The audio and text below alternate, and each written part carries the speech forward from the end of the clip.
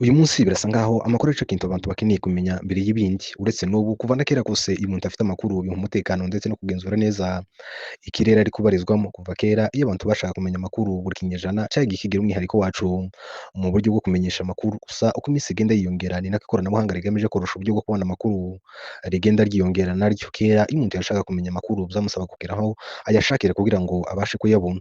Gusa kuri ubu ntabwo ariko bimeze. Ubu ushobora kuba wicaye mu wawe ugakurikirana intambara iri kuba ako kanya muri Ukraine cyangwa se ahandi ku mugabane w'isi. Gusa kuri ubu iyo uvuze ikoranabuhanga birasa nkaho hari undi mugabane uriho nyuma y'iyi itanu dufite cyangwa se twize mu mateka.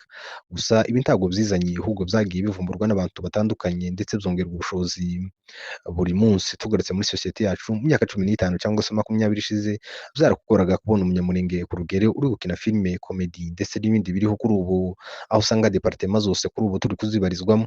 Ese ni gute twisanze aha hantu mu by'ukuri?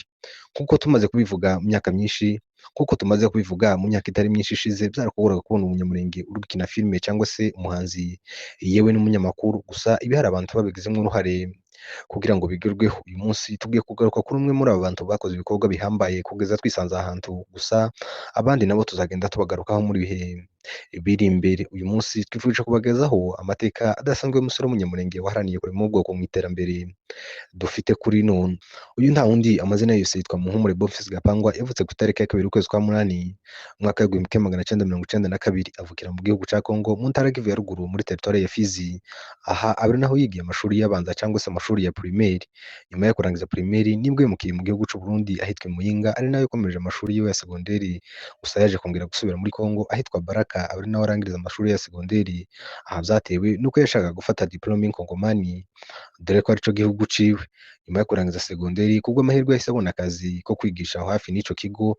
Gusa akazi ntabwo yakamazemo igihe kirekire. Aha ushatse wahita ko ariryo pfundo rya Gapangwa tuzi kuri none. Impamvu mvuze ibi nuko muri uyu mujyi wa Baraka ariho Bonfils Gapangwa yatangiye itangazamakuru bwa mbere na mbere. Ate se ibi byagenze gute? Aha Baraka ni muri teritwari ya Fizi, aha higanjemo ubwoko bw'Ababembe. Aha ico gihe yahageze radiyo yitwaga radiyo Mungana de Fizi, yifuzaga gukoresha abantu b'amoko yose atuye muri ibyo bice. Ni muri urwo rwego Bonfils Gapangwa yisanze ari kuri radiyo kubera ko bamubonyemo iyo mpano kandi akaba yari wo mu bundi bwoko. Ate se ni gute babonye iyo mpano y'uyu musore? Kuko twabivuze mu nkuru yacu, Bonfils Gapangwa akigaruka muri Kongo kubw'impamvu zo kugira ngo azabone diplome ya Kongo, igihe bari muri examen d'etat mu mujyi wa Baraka nibwo haje abanyamakuru nk'ibisanzwe bagenda bareba ibyihariye. Nibwo basanze ko muri iyo santere yose harimo abanyamurenge babiri gusa mu banyeshuri ibihumbi n'ibihumbi. Abanyamakuru barabwanirije ndetse abarwo basaba Bonfils Gapangwa kuzaza bagakorana kubw'impamvu twavuze haruguru. Bibutsa ko nubwo Bonfils Gapangwa yakoraga kuri radiyo nta na rimwe yarigeze yindika itangazamakuru na rimwe. Gusa nyuma yo gukora kuri iyo radiyo, bibutsa ko Bonfils Gapangwa Bibutsa ko nubwo Bonfils Gapangwa yakoraga kuri iyi radiyo nta na rimwe yari yarigeze yiga itangazamakuru na rimwe.